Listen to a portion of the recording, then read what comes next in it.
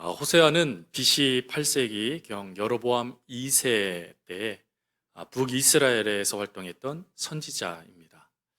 이 시기를 역사학자들은 이렇게 평가합니다. 영토는 크게 확장하여 전성기를 구가했지만 영적으로는 우상 숭배에 깊이 빠져 있던 최악의 시기다라고 말이죠. 이러할 때에 하나님의 명령에 호세아 선지자는 고멜이라는 창녀를 데려와서 결혼을 하게 되어지고, 그리고 새 자녀를 낳게 되어집니다.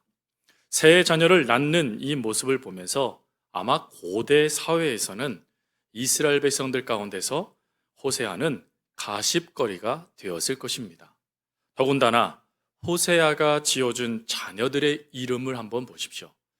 호세아가 지어진 자녀들의 이름을 보면서 이스라엘 백성들은 이렇게 생각했을 겁니다. 저 아이들은 틀림없이 호세아의 아이들이 아닐 거야 라고 말이죠. 특별히 로루하마라는 이름의 뜻이 나의 백성이 아니다 라는 이 말을 들음을 통하여 백성들은 끊임없이 호세아 선지자를 조롱하기 시작했을 겁니다. 얼마나 화가 났으면 자기 자녀의 이름을 저렇게 지었을까라고 하며 조롱하기 시작했을 것이죠. 그러나 이러한 조롱에 호세아는 변명하지 않고 오히려 세상을 향하여 조롱의 말을 하게 되어집니다. 그 세상을 향한 조롱의 말은 무엇이냐면 하나님의 조롱의 말씀을 하시는 거예요. 그 말씀은 너희는 내 백성이 아니라 한 그곳에서 살아계신 하나님의 아들이라 불릴 것이다 라는 말을 한 것입니다. 이 말씀의 의미는 이스라엘 백성들은 더는 하나님의 백성이 아니고 선택된 하나님의 백성도 될 수 없을 뿐만 아니라 단지 심판의 대상, 세상의 조롱거리, 가십거리가 되어지는 백성이 되어졌다라는 하나님의 예언의 말씀입니다. 여러분, 이러한 말씀을 들은 이스라엘 백성들은 아마 분개했을 거예요. 무슨 우리가 조롱거리냐? 무슨 우리가 세상의 가십거리가 되었느냐? 우리는 하나님의 선민으로서 이 땅의 삶을 온전히 살아내고 있다. 우리는 하나님의 자녀가 맞다. 하나님은 우리를 심판하지 않을 것이다 라고 하며 오히려 귀를 닫아버리는 일들이 나타납니다. 하지만 그럼에도 불구하고 하나님은 끊임없이 호세아 선지자를 통하여 하나님의 심판을 받게 되어졌을 때 어찌하면 그 심판 속에서 하나님의 은혜를 얻게 될 것인가를 대언하게 하십니다. 그리고 그 심판을 쭉 말씀하시는 그 중간에 담아져 있는 말씀이 바로 오늘 본문의 말씀이에요. 오늘 본문의 말씀은 분명히 우리에게 주시는 말씀이 무엇이냐면 하나님께서 우리를 찢으신답니다. 또 하나님께서 우리를 치신답니다. 하지만 그것이 목적이 아니라는 것이죠. 우리에게 이런 역사를 일으키시는 중요한 목적은 하나님의 자녀들을 하나님께로 돌아오게 하시기 위한 하나님의 사랑이다라는 것을 말씀해 주고 있는 것입니다. 특별히 호세아 선지자는 그 하나님의 말씀을 깨닫고는 뭐라고 선포합니까?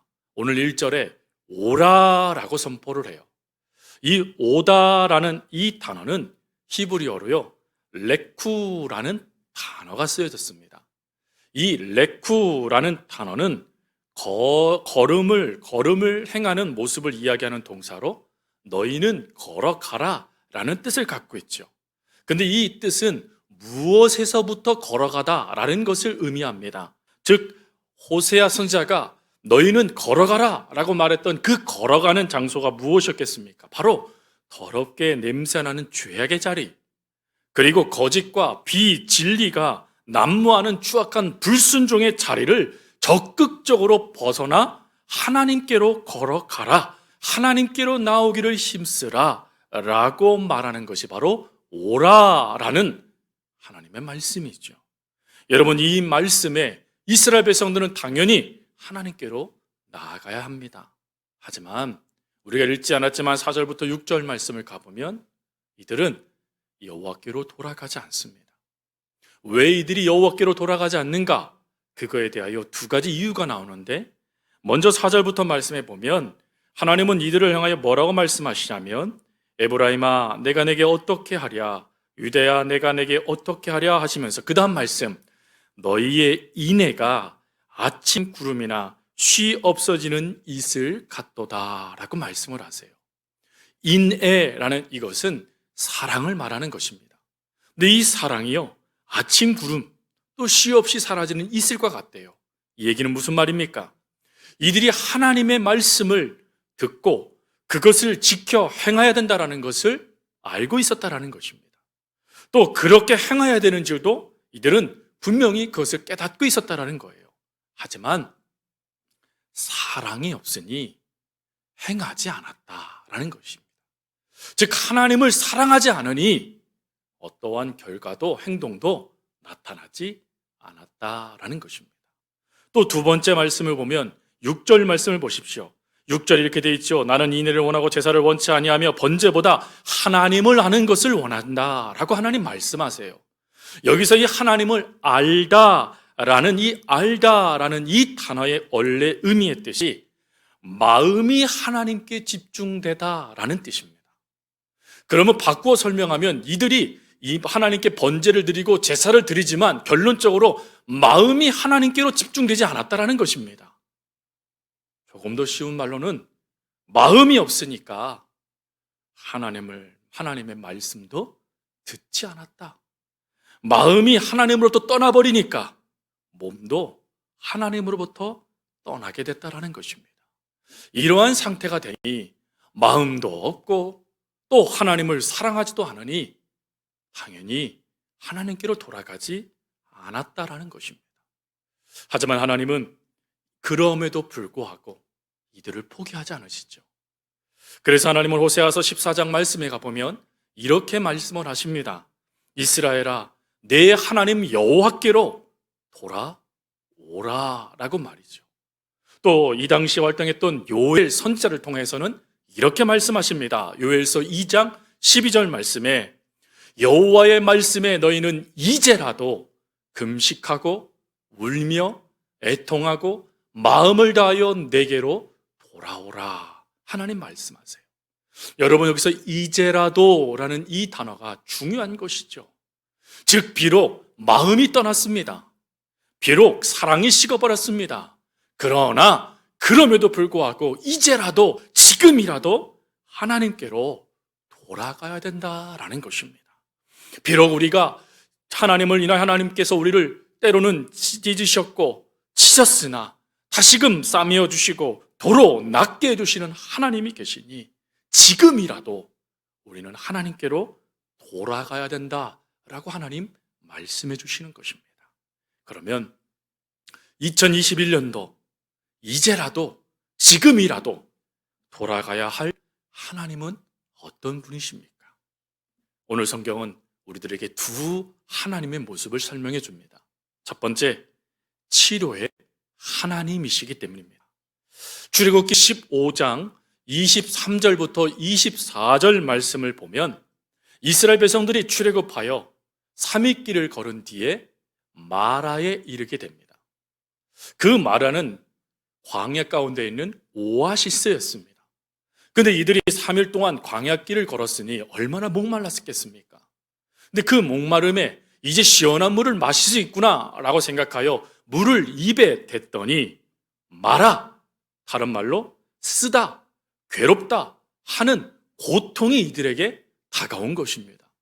오아시스를 바라보며 이제 우리가 갈증을 해결할 수 있어, 이제 저 그늘에서 쉴 수 있어 라는 그 기대감이요 물거품으로 바뀌어버린 거예요. 그러다 보니 그 물거품이 쓴 곳, 마라, 원망, 불평으로 나타나게 된 것이죠.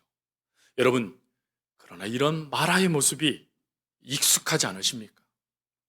우리의 모습들이 사실 보면 이런 수많은 마라의 셈을 경험하는 모습인 것 같기 때문이죠. 이웃의 배반을 당하기도 하고 가족의 사별을 겪기도 합니다. 인생의 실패를 겪기도 하고 실망과 좌절, 끊임없는 마라를 우리는 만나게 되어집니다. 더군다나 코로나19의 모습을 보십시오. 벌써 1년이 다 돼가는 것 같아요. 근데 이 1년이 다 돼가는 이 모습 가운데 얼마나 많은 이들이 괴로워합니까? 얼마나 많은 이들이 쓴 고통을 다 겪고 있습니까? 근데 이런 고통이요, 우리 인생에도 찾아올 뿐만 아니라 룻기서를 보면 나오미가 자신을 향하여 이렇게 말합니다. 나를 나오미라 칭하지 말고 마라라 칭해달라 라고 울부짖는 이러한 인생 자체가 괴로움이 되어지는 이런 마라들을 우리는 참 많이 겪는다라는 것입니다. 너무 쓰고 힘들고 고통스러운 마라, 그리고 기대가 물거품이 되어지는 그 마라의 샘물의 그 쓴 괴로움, 고통이 우리의 삶에도 여전히 찾아온다라는 것이죠. 그러면 이런 모습에 하나님은 2021년도가 결론되어지기를 원하실까요? 아닙니다. 하나님은 2021년도 우리의 인생이 마라의 인생으로 결론되어지기를 원치 않으세요. 하나님은 또 우리 그리스도인들의 모습이 가십거리, 조롱거리가 되기를 원치 않으십니다. 하나님은 오히려 우리들에게 뭐라고 말씀하시냐면 내가 너를 도로 낮게 해주겠다, 내가 너희를 싸매어 죽이시겠다라고 하나님께서 직접 치료자가 되어주시겠다라고 말씀해 주십니다. 더군다나 출애굽기 15장 26절 말씀에 가보면 하나님은 이런 말씀을 하세요. 나는 너희를 치료하는 여호와다 라고 말이죠. 많은 이들이 그 질병 가운데 고통을 당하고 괴로워하는 그 상황에서도 내 계명을 지키고 내게 순종하고 의를 행하며 내 규례를 지키는 너희들 내가 책임져 주겠다, 우리 하나님께서 말씀해 주십니다. 또한 말라기 4장 2절 말씀을 보십시오. 함께 읽겠습니다. 내 이름을 경외하는 너희에게는 공의로운 해가 떠올라서 치료하는 광선을 비추리니 너희가 나가서 외양간에서 나온 송아지 같이 뛰리라. 사랑하는 성도 여러분, 하나님께서 우리들에게요 치유의 강선을 바라신대요. 마라, 쓴물, 고통, 괴로움으로 결론질 수밖에 없는 우리 인생에 하나님의 의로운 빛을 비추어 주신답니다. 치유의 역사를 더해 주신답니다. 그러니 그 하나님께로 우리들은 돌아가야 된다라는 것입니다. 사랑하는 성도 여러분, 치유의 하나님은 이처럼 쓰디쓴 물과 같은 세상과 쓰디쓴 물과 같은 인생살이를 단물로 변화시켜 주시는 분이십니다. 치유의 하나님은 죄로 인하여서 우리의 삶이 험난하고 슬프고 괴로움으로 결론질 수밖에 없다라는 그것이 우리에게 다가올 때 아니야, 너희의 삶은 기쁨이야, 너희의 삶은 감사야, 너희의 삶은 복이야 라고 말씀하시며 우리의 인생을 바꾸어 주시는 분, 치유해 주시는 분이 바로 우리 아버지 하나님이십니다. 또 치유의 하나님은 우리의 인생의 방향이 괴로움으로 결론지어져 불평과 원망을 내뱉을 수밖에 없는 상황이라 할지라도 그 방향과 같이 우리들의 삶을 달라지게 만들어주시는 하나님 아버지이십니다. 그러니 사랑하는 성도 여러분, 올 한 해 이렇게 우리를 치유하기에 모든 것을 다 하시는 하나님을 믿고 그 하나님께로 즐거이 돌아가는 은혜들이 있어지기를 주님의 이름으로 축복합니다. 또 두 번째로, 우리 하나님은 어떤 분이시냐? 신실하신 하나님이시다라는 것입니다. 우리 오늘 읽은 말씀 3절에 이렇게 돼 있지요. 그러므로 우리가 여호와를 알자, 힘써 여호와를 알자. 그의 나타내심은 새벽 빛같이 어김없나니 비와 같이 땅을 적시는 늦은 비와 같이 우리에게 임하시리라. 여러분, 여기에서 중요한 동사가 나옵니다. 그게 뭡니까? 어김없다라는 동사와 그리고 임하다라는 동사입니다. 어김없는데 뭐가 어김없습니까? 새벽빛같이 어김없으시다는 거예요. 사실 우리의 인생 가운데요, 고난이라는 단어로 표현될 수 있는 수많은 일들을 우리가 겪게 되어져요. 여러분, 그런 일들 가운데 여러분들이 빠져 있을 때 어떤 생각들을 하십니까? 다시는 새벽이 오지 않을 것 같은 생각, 이 고난의 밤이 계속되고 새 아침은 다시 오지 않을 것 같은 절망의 밤만 생각하지는 않으십니까? 그러나요, 시간이 지나면 태양은 일정하게 찾아와 어두운 세상을 밝혀주고 감겨있는 우리의 눈을 뜨게 해주시듯이 하나님은 하나님을 찾는 우리에게도 찾아와 주시고 따스한 삶으로 감싸주시고 찬란한 빛을 보게 도와주신다. 그것이 새벽빛같이라는 말씀의 뜻입니다. 2021년도에요, 코로나19 감염병 사태로 우리는 새해 맞이를 행사를 하지 못했습니다. 더군다나 여러분 해맞이하는 곳들마다 다 들어갈 수 없습니다 라고 하여 감염병 예방을 위해 애를 썼죠. 그러다 보니 새해가 떠오르는 것 그 명소에 사람들이 찾아가지를 못했어요. 그렇다고 새해 태양이 떠오르지 않았나요? 아니요, 여러분. 그럼에도 불구하고 새해 태양은 어김없이 떠올랐어요. 마찬가지죠. 비록 우리가 무엇인가를 할 수 없습니다 할지라도 하나님은 언제나 일정하게 어김없이 우리를 사랑하시며 감싸주십니다. 여전히 어둠 뿌린 세상에 감겨있는 우리의 두 눈을 일정하게 어김없이 눈을 뜰 수 있도록 그리하여 하나님의 빛을 볼 수 있도록 도와주신다라는 것입니다. 이 놀라우신 신실하신 하나님이 오늘 저희들에게 약속해 주시는 거예요. 또 두 번째 은혜는 무엇입니까? 이른 비와 늦은 비입니다.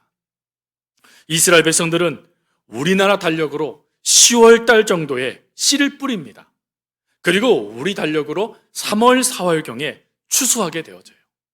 씨를 뿌릴 때 반드시 필요한 게 비이죠. 물입니다, 물. 그때 내리는 비를 이른 비라고 부르고, 또 추수하기 전에 그 곡식이 알알이 알알이 맺혀질 수 있도록 그 필요한 물을 제공하는 것이 늦은 비입니다. 여러분, 그 이른 비와 늦은 비를 하나님께서 어떻게 하신대요? 그 땅에 그때에 임하게 해주시겠대요. 즉 그때에 허락해 주시겠다라는 것입니다. 여러분, 이것은 참 중요한 말씀입니다. 이 말씀은 이른 비와 늦은 비의 양을 풍성히 많이 허락해 주시겠다라는 게 아니에요. 이 말씀의 핵심은 무엇이냐면 성경에서의 비라는 단어가 나왔을 때 중요한 것은 그것은 질, 즉 기능과 역할, 중요성의 비를 이야기하는 것입니다. 즉 하나님께서 이 비를 내리시는데 이 비를 언제 내리시느냐 하고 봤더니 다른 번역서에는 때를 따라 하나님께서 비를 임하게 하신대요. 때라는 단어가 나오더라고요. 근데 이 때라는 단어가 히브리어로요 에트라는 단어예요. 이 에트라는 단어는 대답하다라는 뜻을 갖고 있습니다. 즉 대답하다라는 뜻을 갖고 있는 아나에서 파생된 단어로서 에트라는 단어는 필요에 부합하여 최적의 때에 대답하다라는 뜻을 갖고 있어요. 즉 하나님께서 이른 비와 늦은 비를 허락하셨다라는 이것은 최적의 때에 하나님께서 뭐 하셨대요? 대답하셨다라는 의미를 갖고 있습니다. 그래서 이 의미가요 헬라어로는 결정적인 기회의 시간, 결정적인 하나님의 때의 시간이라는 카이로스라는 단어로 쓰여지기도 하죠. 사랑하는 성도 여러분, 하나님은 많은 양의 비를 무턱대고 부어주시는 분이 아니세요. 하나님은 가장 정확한 때, 가장 최적의 때에 필요한 비를 우리들에게 허락해 주시는 분이시다라는 것입니다. 그래서 여러분 신명기 28장 12절에 너희가 하는 모든 일에 복을 주시겠다라고 말씀하신 그것이 실제가 될 수 있는 이유가 무엇입니까? 하나님이요 가장 정확한 때, 가장 정확한 비의 양을 우리의 인생의 삶에 허락해 주시기 때문인 것이죠. 여러분, 이런 놀라운 역사를 왜 어떻게 하나님이 이것을 이루십니까? 간단합니다. 우리를 사랑하시기 때문이에요. 그리고 신실하시기 때문이죠. 성경 곳곳에 신실하신 하나님에 대하여 많이 증거되어져 있습니다. 민수기 23장 19절 말씀, 하나님은 사람이 아니시니 거짓말을 하지 아니하시고 인생이 아니시니 후회가 없으시도다. 어찌 그 말씀하신 바를 행하지 아니하시며 하신 말씀을 행하지 않으시랴. 또한 신명기 7장 19절 말씀, 오직 내 하나님 여호와는 하나님이시요 신실하신 하나님이시라. 그를 사랑하고 그의 계명을 지키는 자에게는 천대까지 그의 언약을 이행하시며 인애를 베푸시니라. 히브리서 13장 8절 말씀, 예수 그리스도는 어제나 오늘이나 영원토록 뭐 하세요? 동일하시느니라. 하나님은 신실하시다라는 거예요. 여러분, 이 신실하신 하나님이 정확한 때에 정확한 하나님의 은혜를 우리에게 부어주기를 원하십니다. 이 신실하신 하나님께서 오늘 저희들에게 일정한 때에 하나님은 일정한 그 은혜의 역사를 우리가 받아 누리도록 하나님의 빛을 볼 수 있도록 새벽빛의 역사를 도와신다라는 것이죠. 그러면 사랑하는 성도 여러분, 이런 신실하신 하나님을 생각하면서 우리가 한 가지를 꼭 점검하셔야 됩니다. 누구나 기대하지는 않지만 2021년도 삶에요, 하나님의 복의 역사만 주어지지 않는다라는 것입니다. 우리가 의도하지는 않았지만, 기대하지 않았지만 쉽지 않은 삶의 상황들이 펼쳐질 수 있다는 거예요. 살다 보면 믿음의 큰 시련에 직면하기도 하고, 눈물이 우리의 눈을 흐릿하게 적시기도 하고, 하나님이 우리를 사랑한다라는 그 흔적조차 찾을 수 없어 애타는 삶을 저희들이 살 수 있다는 것입니다.